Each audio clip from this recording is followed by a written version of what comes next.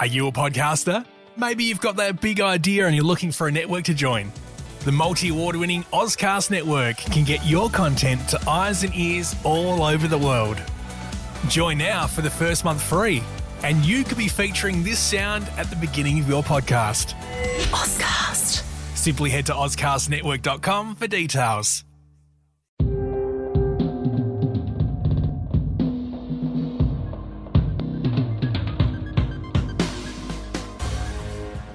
Welcome to the September edition of Apple Slice, and this one we're going to be covering the event that just happened last week. Very exciting. It's the much anticipated iPhone and watch event, plus some extras packed in. So before we dig into it, Nick, what's your thoughts overall on this one? I quite enjoyed it. It was pretty much like, the 25th percentile if the zero is good kind of thing. It was above average, but not much more. Yeah, it was. I think there were some rumors that were kind of running pretty strong right up until release, and there's still an anticipated October event, whether you believe that or not. And so there were some things that weren't included with this. And so I think afterwards I was like, it was solid. Couple of surprises in there, but it wasn't a overall wow factor, but it also wasn't a disappointment. I had people messaging me afterwards and they're like, man, that was disappointing. I'm like, well, what do you mean? Like, what were you...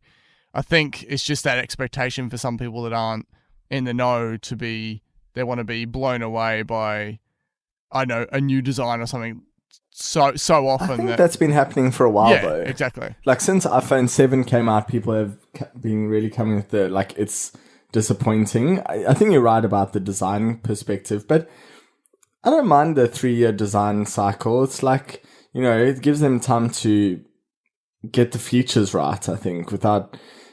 Yeah. And they are still introducing, new features, new hardware features, which we will discuss. But so assume, like myself, you watched it live? Oh, yeah, absolutely. I think I've been watching them live for 7 years running now. 4 of those years at a ridiculous time of the morning. And it's going to get even worse if there's an October event. That will mean daylight savings for me, which is usually my favorite time of the year. Yep. But not when it comes to Apple events, because then it becomes a 4 a.m. time, which is really inconvenient. Yeah. This is interesting for me. So I still got up and I managed to get a bit of sleep beforehand, and I managed to watch it, go back to bed, think about it for about half an hour before I fell back asleep again. And that's never happened for me with an Apple event. Normally I'm just dead awake after that. But I think there was something about the nature of what was announced that I was just kind of like a bit more chill about it. So yeah, I managed to go back to bed afterwards too for about half an hour. But beforehand, I woke up at an hour early and couldn't get back to bed due to the excitement. Yeah. I was super excited for it. Did you subscribe to the no Apple Watch Series 5 rumor? No, I always expected it was going to be coming. It just seems like they wouldn't rest on their laurels now. Like, even with iPad, they've been ahead of the market for so many years. They've never stopped pushing. So I don't know why they would just skip. At most, if they did decide to have skip the Apple Watch Series 5, I would have expected it to then move to a March refresh cycle. But it seems like they're pushing so hard to have a new iPhone, new Apple Watch. They are one in the same, even though they're independent. I think they get people to subscribe to buying them together. Yes, exactly. In one go. The one sort of near surprise I had at the start was Tim Cook comes out, thank you, and it took him forever to say good morning, and I was like, what are you gonna? I was just like, okay, you can stop playing games with me now. And then when he did say it, I literally was just like, yes, just sitting in the dark by myself. It was quite funny. And also something I'll notice that happened a few times throughout is that noticeable, ever familiar voice from Craig in the front row with his every now and then when they announce things. Yeah, I think one of the things that bugged me the most was just all the coverage after the event, particularly from places that don't really have their finger on the pulse, such as newspapers, saying that Apple are done the bare minimum to stay ahead. They're not exciting anymore. They've lost their shine. They released a forest green phone. and they're just getting all these things wrong, saying... I love that color. But like the fact that they said forest green instead of midnight green, and things like, they don't even have the latest technology, like in screen fingerprint displays. I'm like, yeah, that's big fingerprint sensors. Like, yeah, it's because they're very half baked at the moment. I feel like the Australian newspapers are the worst at this. I feel like they're just terrible. You get Forbes, which is, Forbes is not ignorantly bad. They're bad on purpose. They're like, definitely clickbaity, but they know they are. Yes. Whereas, I feel like the Australian newspapers don't get it, and they're just like the everyday consumer, which in some ways is okay, but just usually they don't really write with much knowledge on the matter. It's just like, there's a new iPhone, you do it. Like, you know what I mean? Pretty much. Okay, so we're gonna get into this with the services first. They started with Apple Arcade. I was pumped for this. I've been waiting for it. They just did some game previews, etc. And I kind of feel like that some of the games that they showed off, there's other games in the catalog that I feel like could have made for a better demo. Particularly kicking off with Frogger. But either way, I think that they looked great, and they showed three different game genres. But what was great? What were the best surprises probably for me in this event were the pricing for the subscriptions. Only the subscriptions? And more. But I think because I had that thing in my head of, okay, we were saying this beforehand, we kind of thought, okay, the pricing was going to be a $10 at least sort of scenario. And when it comes in at Apple Arcade, launch on September 19th at $4.99 American, so $7.99 Australian, for a family subscription, awesome. Launching in 150 countries. It's ridiculous. Yeah, it's great. It's going to be awesome. Yeah, I'm so keen on that. And 100 games. Pretty much, once it launches and a few weeks into it, there'll be 100 games, and then a 1 month trial as well. So, it is interesting to know, like, okay, particularly when we touch on the TV next. Do you think that it was the pressure from the other services that made them drop their prices to what we thought it was going to be? Well, I think on the TV side, yes, but I don't think on the gaming side. I think gaming, they realized there's such a huge opportunity here to get that and like solidify the market in one go. There's like, I understand that there's, PS4 and Xbox competitors, but they're not really like across all your devices. So there's nothing really in the market that competes. And so for me, it's just kind of like they just wanted to absolutely crush that immediately and go for volume, because they've spent so much on the gaming thing that like, I just feel like their volume strategy works there. But I'm super excited for it. I was thinking about it earlier, and I couldn't recall actually purchasing a game in the past year. I think I've bought like maybe $3 worth of in-app purchases in games in the past year. And so they'll convert me from spending, $3 to $96 a year, but I'll have like access to unlimited gaming and like games I would never have bought. And it could be, you and Michelle could share that singular price. Yeah. Oh yeah, absolutely. Yeah. That's the thing that we're not even really like, I'm so glad you mentioned that, because that's completely understated, is that it's not just individual. This is a family subscription, which if you have like kids like you do and stuff like that, it really adds to the value. You'd be paying like $2 a month per family member to just have unlimited gaming from what's really an impressive catalog, because they're not second-rate games and they're not going to, nickel and dime you with in-app purchases. Exactly. They'll be adverts. Like, great. Exactly. Yeah. And I'm pretty sure they'll be like, although the one demo didn't have an updated screen size, but I'm pretty sure over time they'll like, be the most frequently updated games and stuff like that, not just fall away into a wasteland, which I know a lot of the games that I've played over time do.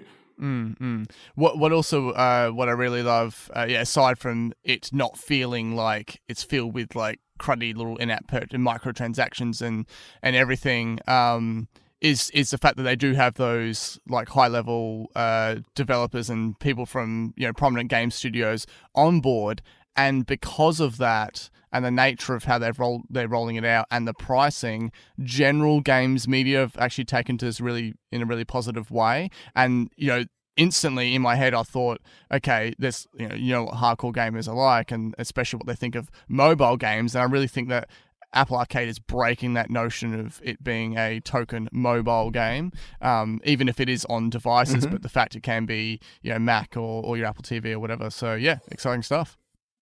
Well, it certainly has the best opportunity for it because these games are supported by Apple. Therefore, they have the capital to build the game up front in a good way, and they don't have to sort of rely on a secondary business model. Yeah, exactly. So, yeah, I mean, I'm not knocking developers for having those. I understand that they need to make money. It's just that it doesn't make for the best gaming experience, and this clearly will be better. Plus, because the games part of the App Store can be filled with a lot of the cheap shot style games filled with ads and etc. It's just going to feel so clean and official and like a proper Apple curation to me. So yeah, I'm looking forward to it. Yeah, and the thing that's also worth mentioning when it comes to Apple Arcade, and I think obviously we are spending a bit of time on it, but I think we're both really excited for it.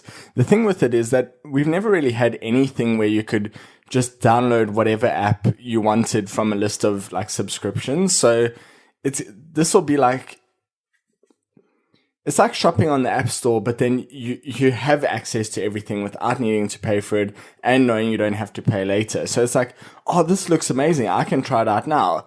In the same way that we do with movies, we've never really had that with games, so I'm super excited for that. Awesome. Okay, so Nick, TV Plus, what's happening here? Oh, yeah, we got to see an extra trailer for the TV show called C, which will be a part of the original launch, which I'm actually super excited for. But I did see a Twitter thread about, so obviously Tim Cook mentioned that they've worked with blind people to advise on the show to make it more authentic, which I thought was uniquely Apple, but there was some backlash kind of indicating that, they get the need for representation, but it's the kids that can see are saviors, which upon reading that thread, I was like, oh yeah, maybe that isn't actually that good, that it sort of indicates that these people who can see are saviors. But then when I watched the trailer again, when I rewatched the keynote, it doesn't really indicate that, because one of the quotes was similar to it could be a blessing or a curse. So in other words, they weren't necessarily saying that the kids would be messiahs. So I'm pretty happy with their approach to that. And yeah, I kind of disregarded that thread, but it did make me sort of I guess open to the idea that hopefully it's good representation, but I'm really keen for the story. And Apple TV Plus launches with I think the initial run of shows will launch with 3 episodes and then 1 weekly, but some will be binge, but not on the original run. Probably once they got more content, they'll have purely binge shows, mix it up. Yeah, something like that. Which is what Netflix does. Yeah. Launches November 1st in over 100 countries. We don't really know what these countries are. Not that we'd rattle off all of them, but I'm just hoping if you're listening that it includes your country. And then it's the same price, so $5 US, so $7.99 for the family subscription again, which is fantastic. Which makes more sense for the TV stuff, because not really like all of them are family. Exactly. It's number of screens. What I wanted to point out here, which was covered by Dylan Blight on Explosion Network's What Do You Want to Watch, is that, okay, I think a lot of people were disrupted by the perceived value of what a subscription of just originals sort of thing. And whereas what he was saying was he subscribes to Netflix for their originals and pretty much watches only their originals. And same with Stan and the like. It's like the originals has become such a prominent part of these platforms. It's kind of like, if you really look into what you primarily use these services for, and same with Disney Plus, it's their original content that's going to be pulling people in. Apple are really doing the same thing. That being said, wasn't there a section where they said that they're getting additional content too? There was like a sentence in there they didn't specify. Did you catch that in the keynote? It does ring a bell. I can't really give much more analysis on that, but yeah, I have to look back into that one, but it does kind of ring a bell. I know with Apple TV channels, I guess that's extra money, but they're also trying to like up the overall like buy into the Apple TV app through that way and having one place. But I definitely agree with his point there, because that's certainly what I mainly use Netflix for is for the originals. It just made me think of how for YouTube Premium, like depending on what you classify an original, they have like their things like YouTube Premium originals, which I've never watched a single one, but I obviously watch YouTube content creators, which it's actually just exclusives rather than originals. I never watch the exclusives. I only subscribe to that for the ad-free viewing. Exactly. But yeah, the biggest surprise, obviously the pricing is really cheap, but if you buy a new iPhone, iPad, Mac, or Apple TV, as of the keynote date, you'll get 1 year free, which is incredible, especially on the Apple TV. It's like $96 value for $200 product. I think that was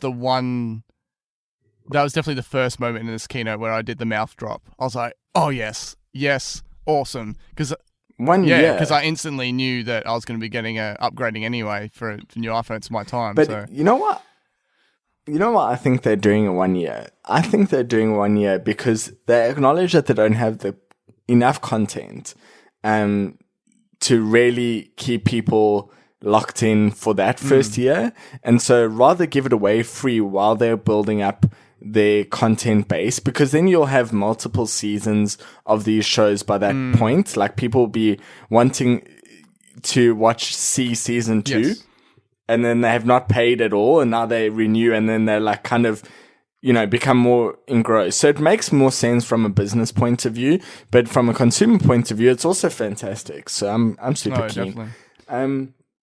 And then the last thing on Apple TV Plus is, well, from my point of view, is that they're launching a web app, which I had not even thought of until I saw the news. But yes, tv.apple.com, and you can watch these shows. So you're not locked in. If you want to switch from your Mac to PC, you can still keep your subscription or get rid of it. And I would dare say that if you don't have one of those smart TVs that has the Apple TV app, like they're bringing to it, and you aren't in the Apple ecosystem, I would dare say they'll get to the point where there's just an Android app, like with Apple Music.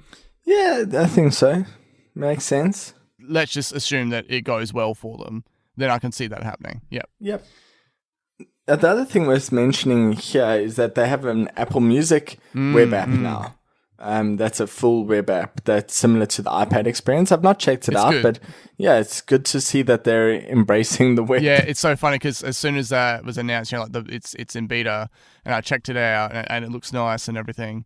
Everyone's like, "This is what iTunes for Windows should have been." So it's it's quite interesting. Okay, so going to head into product perception. This one was relatively quick. No major surprises, but updated iPad. The standard iPad now in 7th gen. Now features a smart connector, so you can connect that keyboard to it. And they've increased it to a 10.2-inch display. So it's pretty much just become that iPad Pro before the iPad Pro redesign, in a way. Or better, yeah. Are the dimensions on the bezels like scaled differently to anything that we've seen before? But it is interesting to note that there's no longer a 9.7-inch iPad. That does not exist anymore. So goodbye to the OG on that. Yes, you've served us well.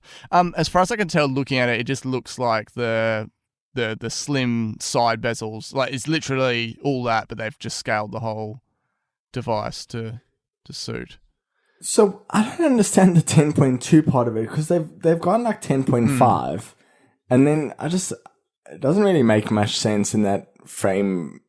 I guess because they don't want it to compete with the iPad Air. Yeah, true. On the direct That's screen actually funny size. because you say that, and then that just reminded me the fact that the iPad Air is a thing.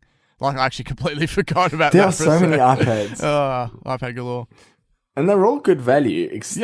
Yeah. And it was one of those things where I was like, cool, Jaws came out. Jaws is, good presenter. I was like, yep, cool, supports this, supports that. Great. But because I'm not in the market for it, I was just like, okay, it's good. They're ticking a box for people that want to get entry-level iPad. Let's move on to the next thing. The only thing I did want to mention on that was that they mentioned a statistic that 60% of buyers of this iPad, this is their first iPad, which is pretty interesting. Like, I didn't really know how to, what to make of that, in that, like, does it, because I don't know about like switches, and it's just, to me, it kind of indicates that you probably move up the iPad rank, or you don't really buy another iPad, because like if you probably would go like, oh, I really like this iPad, I'm gonna get a Pro next time, or it just, to me, it seemed like a really high number of new buyers, which kind of either indicates that not many people buy iPads, or they have like good dispersion across all of their iPads. It was a little confusing, but I think because he kind of said it so quickly, I was like, okay, Jaws, like, if you say so, it was... Yeah. The other thing it could mean is that, like, it's really popular with young people. That's true. That is what I think it really means, is that it's really popular in the education sphere, which we know because it has an education discount, makes it under $300. So I think that's what we could have gauged from that. But then what do you think this makes for a, March education event? Because that's not gonna... That won't happen because we had... Well, a March education event never really made much sense to me because the school year there starts in September. So trying to get in earlier by doing it now. They should probably move this to... Yeah. But they should probably move it to June. Yeah, that's true. Anyway, but I think that we wouldn't get a March event. I actually thought the iPad Pro event would be in March. I was not expecting one this year. That's true. Okay, so what did you make of the new... kind of specs splash screen at the end?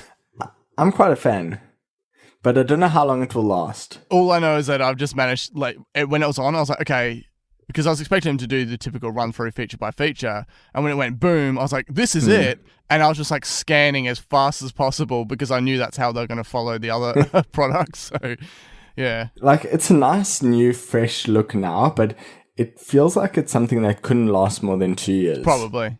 Yeah, I mean, it depends on people, take to it, really.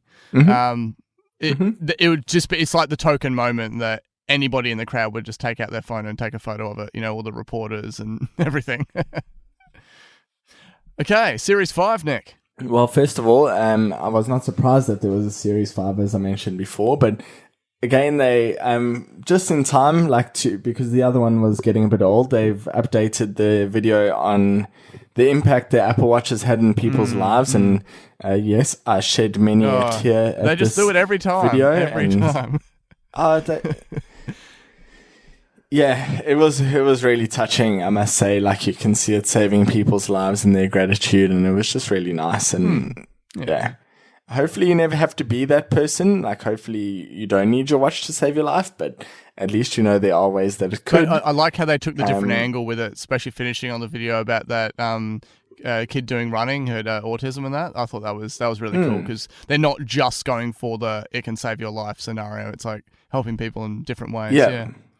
Improve your life. Yeah.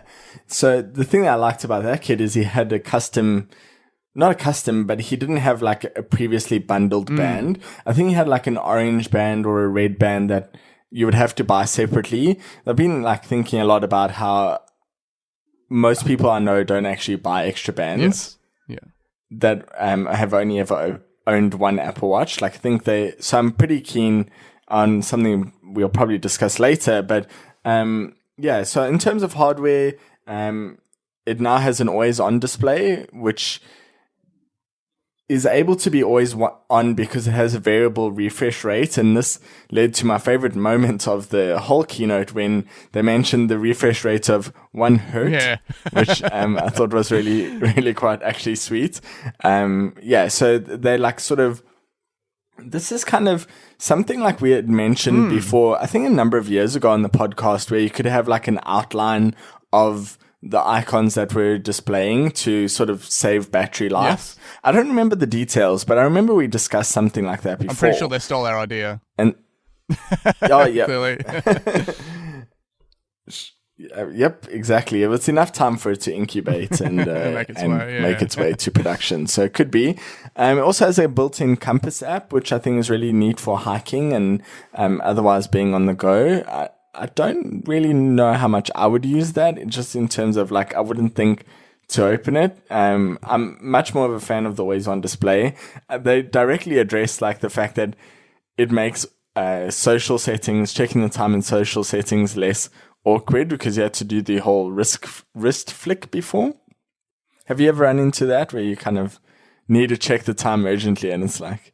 Yeah, and particularly the whole in a meeting scenario as well, like the little sideways glance. I thought it was pretty funny. Yeah. So they've also got international emergency calling, which didn't really realize wasn't a thing. But anyway, I knew that you couldn't roam before with cellular, so now you can at least make emergency calls. And then new materials. Yes, so the materials, I think, are the biggest excitement. So you messaged me a little while ago when there was a leak, but they do have titanium and space black titanium. Yes. These are like a brushed metal look, as opposed to a sort of polished look. And then ceramic is back, which is really exciting. Yes. But only white ceramic. Well, they're probably covering enough of the dark region with the titanium and that, I suppose. Fair enough. And then on titanium is actually being classed as Apple Watch Edition, which means you get an additional sport band, with whichever band you actually purchase. So that's cool. The ceramic you still get like I think it's a white cloud or something. Sport band. And then my favorite of them all, this was literally the highlight of the whole keynote for me, the space black Hermes. I've wanted Hermes watches for so long, but I've always preferred the space black. Not only do they give me a space black Hermes, but also with a leather band with a dark lug. Like this is everything that I've wanted. They said, here we go. You want this? Get it right now. So I'm super excited for this. It's just perfect. Are you going the standard length for the band? Oh yeah, I think the double tour is more of a fashion statement. More of like a daintier wrist. Okay. It's more like it's thinner and not probably for me. But yeah, so I'm getting that one. Not quite yet, but I will be getting it probably as a Christmas present. So yeah. It was funny because as soon as that came on the screen, I literally like set out. I was like, oh yeah, this is for Nick. Like so everything about it was like ticked all the boxes. And I'm like, yeah.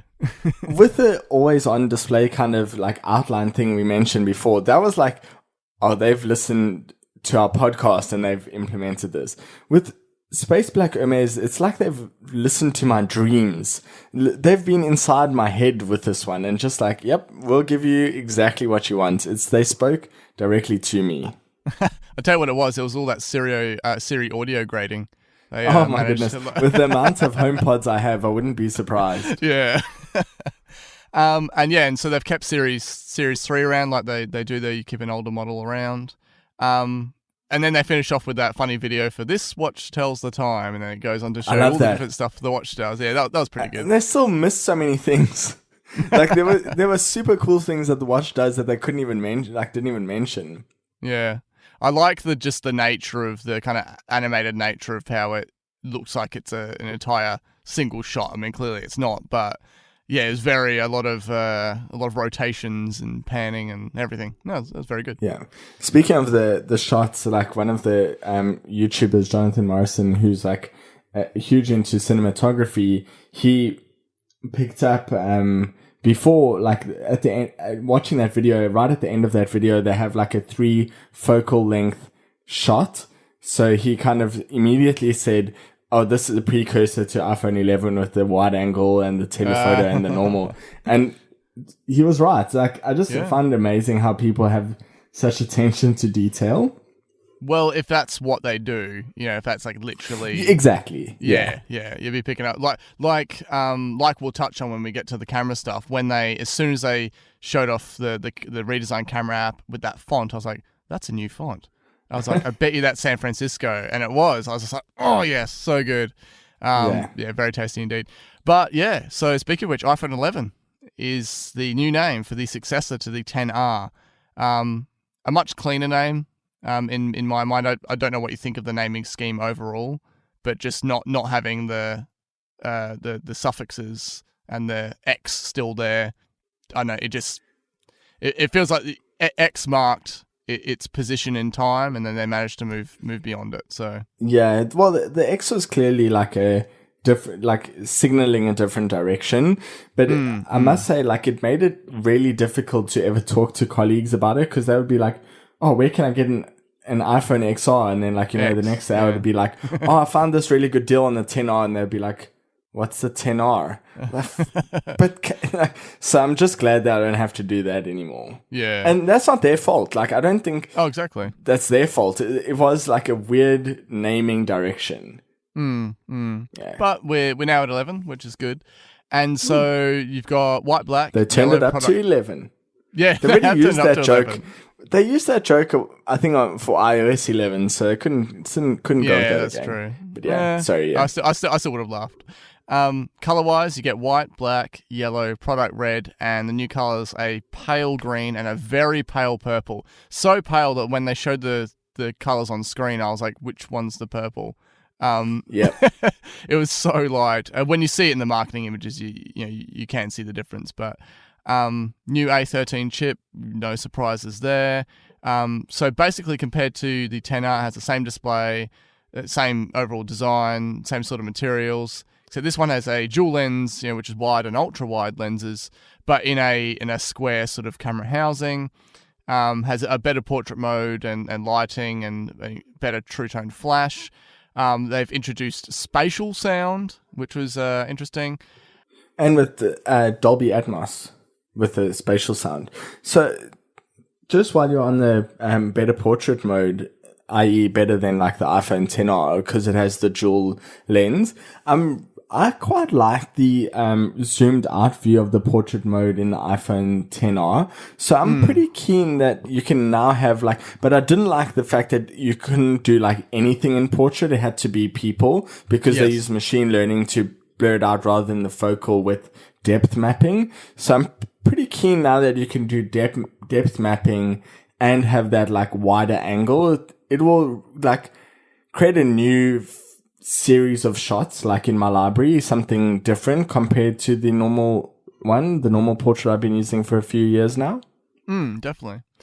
And so it was probably about a year ago where Google had introduced their, low lighting magic trick per se, and that did have impressive results. I will admit that, and so I'm glad that Apple managed to introduce night mode, and all initial examples so far look very good. So just something to keep them on par with Google, yeah. Certainly lighting up a photo is helpful, right? Because often the way the photo looks in like low light conditions is not what the eye sees.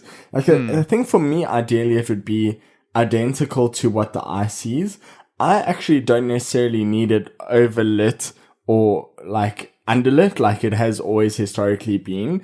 I don't necessarily want like machine learning to get involved to make it look like the daytime. I want it to look like exactly how it looks in real life. So I've heard like that Apple's is more balanced in that you can see it is night. Like there's no faking that it's the daytime. Which would make sense to me, because that's the approach they've had to photography this entire time. They have never further pushed or oversaturated stuff or anything much like, say Samsung would. And I think they're able to achieve that. And look, yes, I'm a fanboy, but I need to see it to like understand that, what I've heard is correct or not correct. But I think that if this is the case, I think it's due to the way that they apply it. So of course they do have machine learning applied like in there, but I think they mentioned that they have the like multiple shots taken and like stabilized and so on, and then like mapped over one another to make that low light image. So I think given that they're taking this like longer exposure and then stabilizing, that is what enables them to get the better like low light performance more so than the machine learning. Whereas I think the Pixel is the other way, where they go rely on the machine learning entirely to brighten the image. And I think was it the Pixels one where it would take longer to take one of those low light photos because it was from the point of actually triggering the shot, as opposed to the Apple one where it starts to collect some of the frames prior to even pressing it? So I think Apple's will still take a second to generate. They mentioned 1 second exactly. Which they also mentioned that they can compute 1 trillion photographic computations in a second. So that means that the low light takes 1 trillion computations exactly. Yeah. There you go. They did a video demo with some cars in the snow. That was really cool. They then did a game demo, and they did it on the 11, which I think was a smart move because they didn't want to just show off GPU power for the Pro, even though it's the same chip, because then people might think, oh, they're only giving the best to the Pro. But that was good. That was quite a detailed and it's a visually impressive game, and to be able to play that from your iPhone is great. Then they introduced Slofies. I wasn't sure that I needed another. Like, I love combination words, but I kind of like, you got selfies, and then people start talking about shoefies, like taking photos of your shoes. What? And so when they said Slofies, I was like, little cringe. But I think they realized that because everyone laughed. So there you go. They're going to make it happen. They are going to make it happen.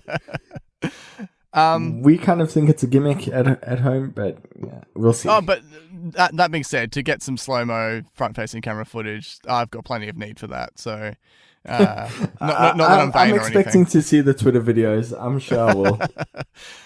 Now, all this wrapped up in the same price point as the 10R, I believe. It's $50 cheaper. $50 cheaper. There you go. Yep. So I didn't even get to compare it. $6.99.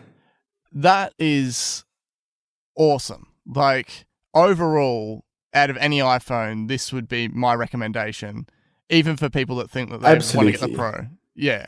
Yep. Which leads me to our next question.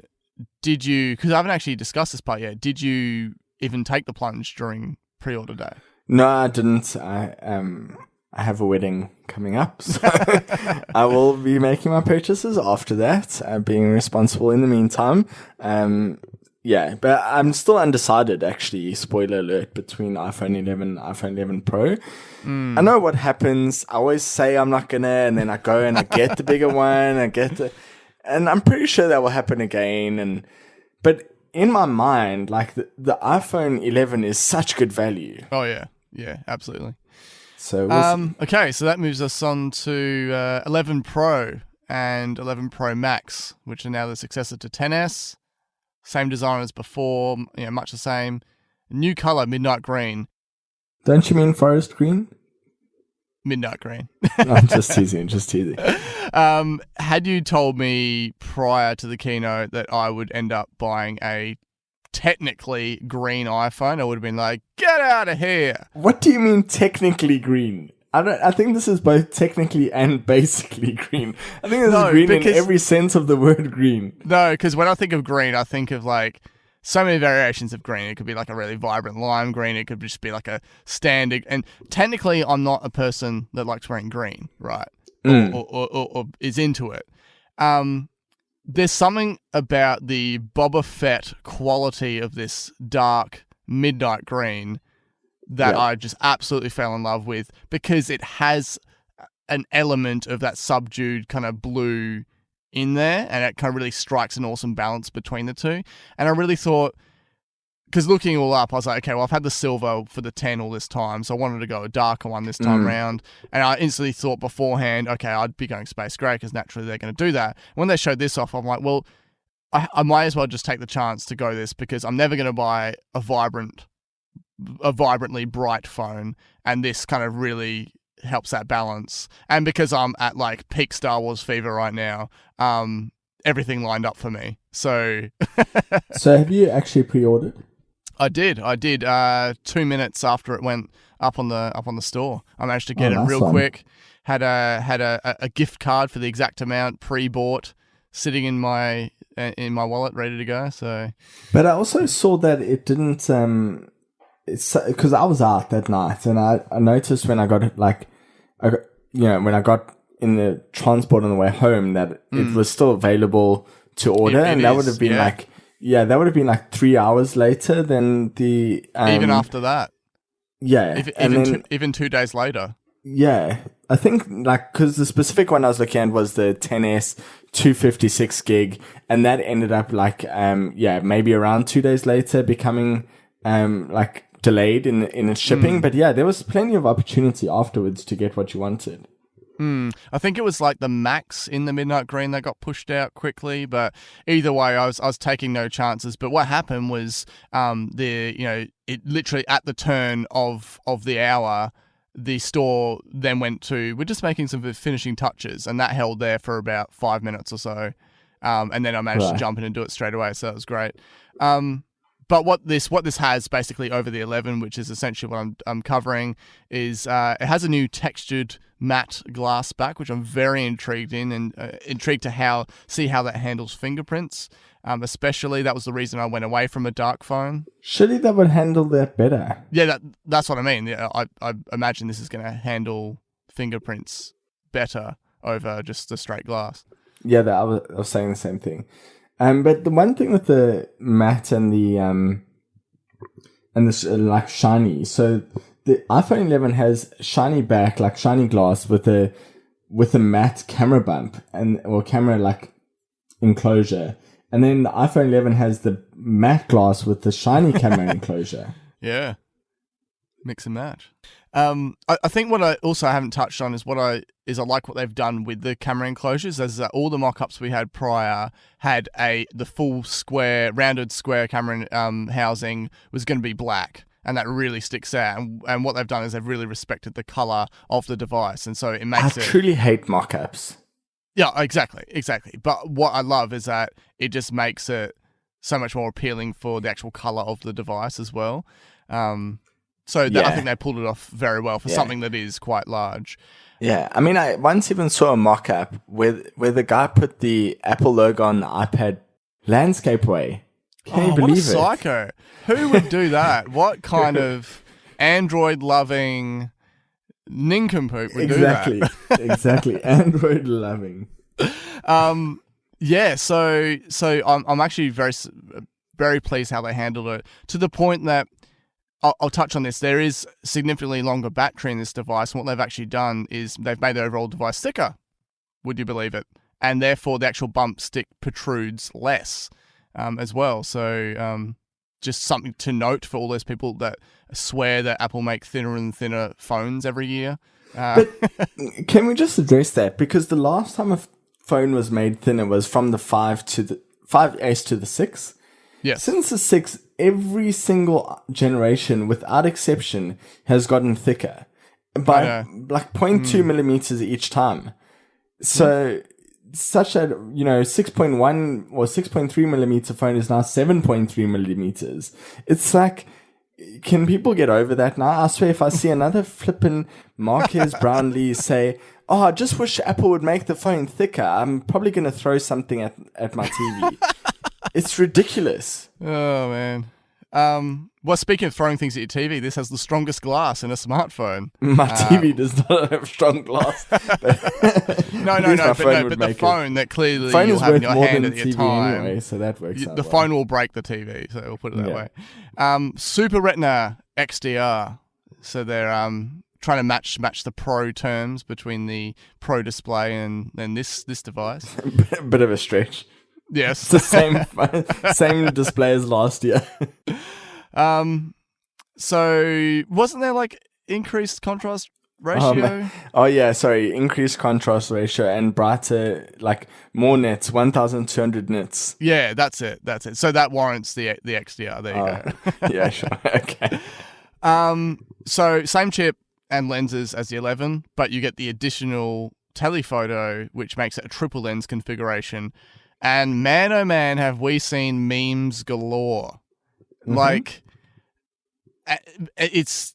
And the thing is, the Pixel 4 will come out, which is all looking like to have much the same style of design, and you're not going to see anything related to, oh, have you seen the new Pixel? Like, it's just... Haters gonna hate. Yeah, some of them were quite clever. I actually like the Iron Man one. It's like Iron Man, then Iron Man Pro Max, and his little thing on his chest, he has 3 of them. So I thought it was quite funny, but... That is quite funny.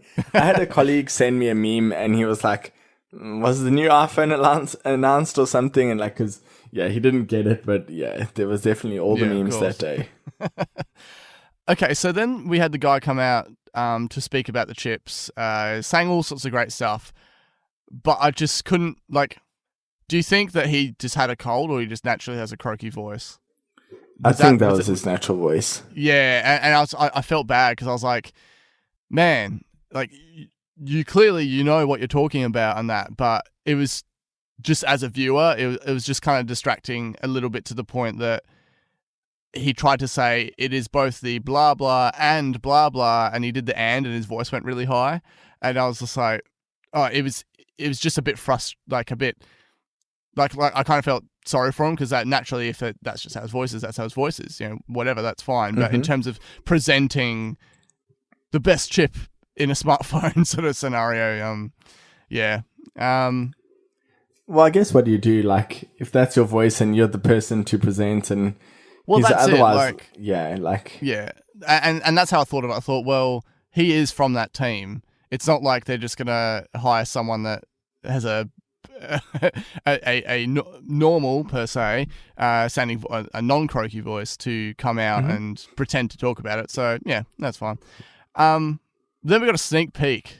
Now, I really thought that this was going to be the smart framing that we were talking about in a previous episode,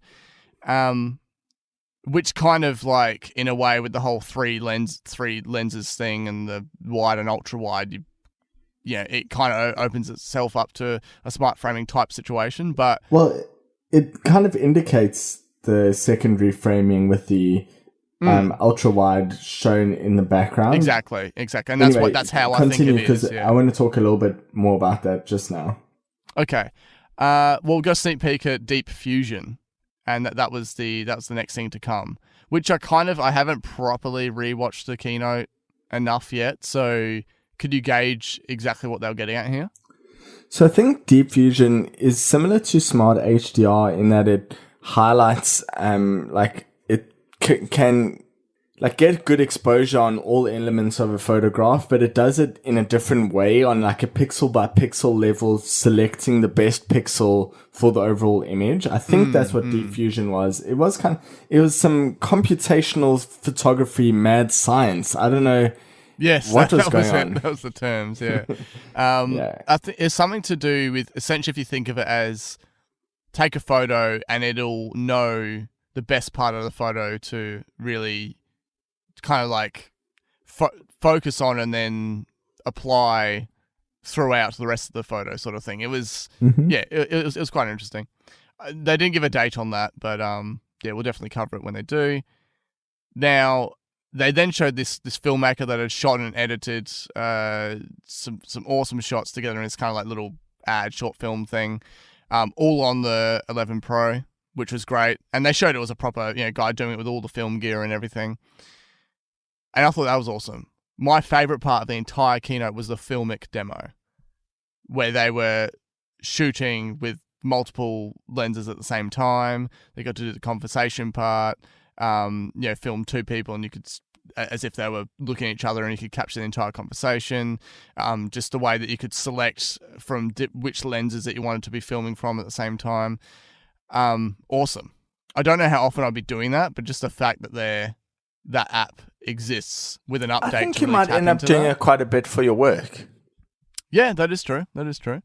But yeah, I was just like, man, this is cool. Like this is, I loved every second of that. And it wasn't just a come on stage, do a demo thing. It was like a dedicated video. So Simon, tell us what no one's talking about. How I don't know how this news has not gone like it's massive. This is the number one feature people clamor for. And now, like, both the iPhone 10 already went a long way, but tell us more. And then next, 4-hour longer battery life. Longer battery life. Not just in the iPhone. A little bit longer. This is significant improvement. It's significantly longer. Yes. I think it takes the overall battery life in the 10S to 17 hours of screen on time.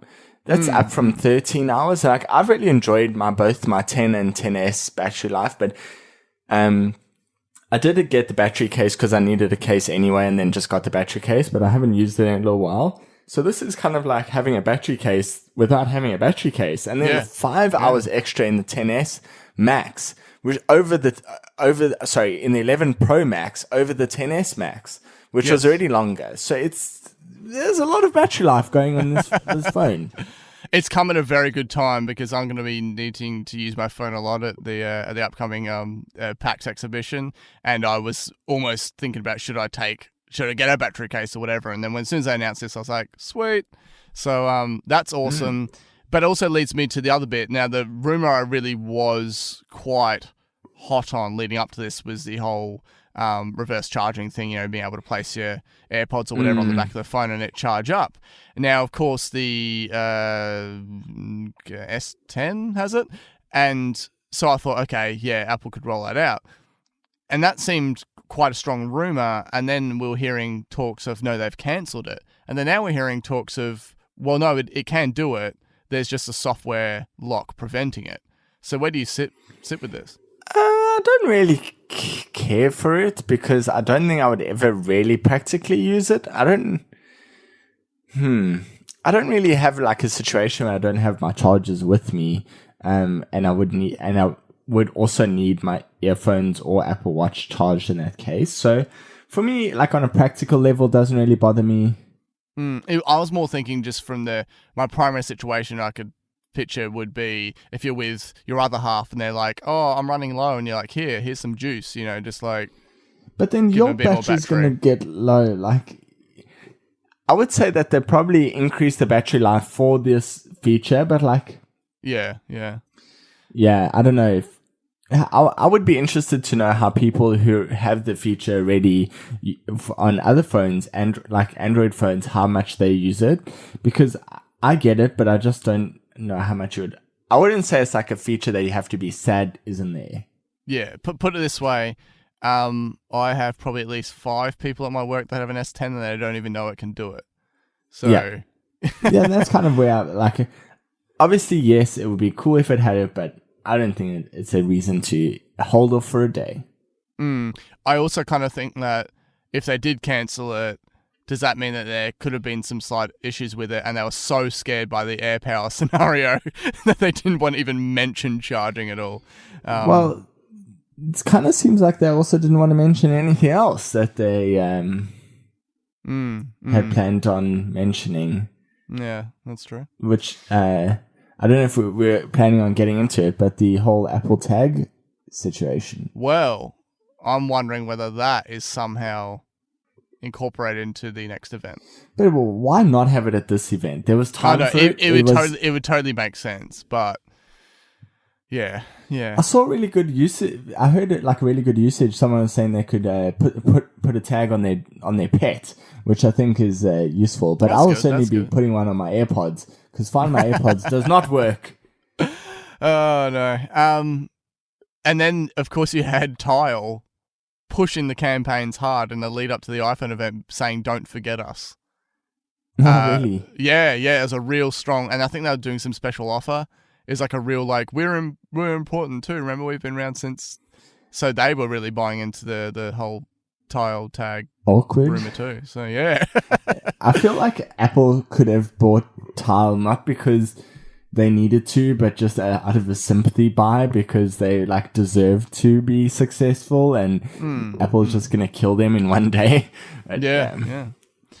And then we finish off the event with some retail. Deirdre O'Brien out on stage, looking confident. Weird way. How is this dispensing with the usual updates and then you end on retail? Like, I don't know, man. But I just thought it was cool. Like, it was a good way to because that's usually at the start, and everyone usually synonymously thought of retail with Angela, and so it's kind of like further reintroducing people to hey, this is our retail person. And Watch Studio in store. That's awesome. I'm so excited for Watch Studio. Like, I can't underplay how excited I am for that, because I've bought an Apple Watch every year, right? I have like 4 black sport bands. I'm a bit tired of them now. Don't need more. I never use sport bands, but I also have the other bands that I like would usually use. So granted, this year I'm buying like a pre-config, but it's so cool for people who like now getting their second Apple Watch to not have to get the same old band. They get to try something new, and I'm really a huge fan of that. And I thought it was going to happen with the Apple Watch Series 4 separating the packaging. But oh, really? Yeah, exactly. Yeah. But I'm so glad next year. Yeah. That it's here now, where you can just select, like within bounds, you can't select like an Apple Watch edition, pair it with something that's non-edition, and you can't do this like the same for Hermes. You can't buy Hermes with a sport band. But yeah, I'm super excited. This is going to be awesome. They should have done it from the start. I understand that they didn't, but it's cool. Yeah. And that pretty much wraps up the event. So how confident are you that we're going to get another event before the end of the year? 95% confident. Oh, wow. That's up from the usual. I remember so many times in the past, I'm like, yep, there's definitely going to be a MacBook Pro Touch Bar event. There's definitely going to be an iPad Pro event. You've been like, it's the skeptic. So you're on board. I'm on board. This is Nick 2.0. I love it. Okay, so that brings us to the end of this episode. Of course, we are part of the Ozcast network, so just head to auscastnetwork.com to check us out. Plenty of other great podcasts too. And if you haven't already, please search in your player and subscribe to Apple Size, and you can leave a review in the Apple Podcasts app. So, I'm pretty sure next episode I'm just going to be having some new tech to talk about, and hopefully an October event. Can't wait to hear about your experiences with the devices. Are you getting an Apple Watch this year? No, it wasn't. Okay. It wasn't quite like you can take that plunge. Not enough. There wasn't quite enough. Like, I think the reason for me from going 3 to 4 was just that overall redesign and this larger screen and everything. And this time around, it's like always on looks awesome, but I can't quite warrant, because my 4 is going as great as day 1. And that's the problem. Like, my 10 is still going pretty much as well as the first day I had it, and it's now the hand me down for my other half, and I'll get the new one. So cool beans. Yeah. All right. I'll catch you next time. Catch you in the next one.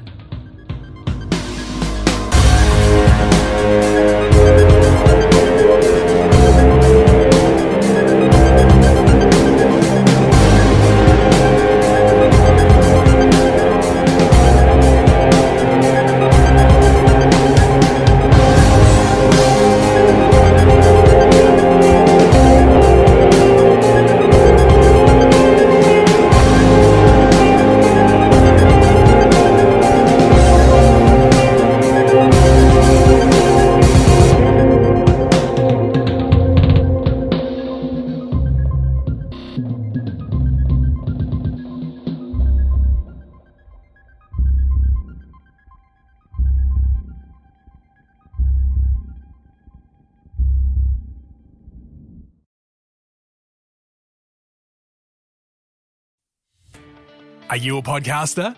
Maybe you've got that big idea and you're looking for a network to join. The multi-award-winning Ozcast network can get your content to eyes and ears all over the world. Join now for the first month free, and you could be featuring this sound at the beginning of your podcast. Ozcast. Simply head to ozcastnetwork.com for details.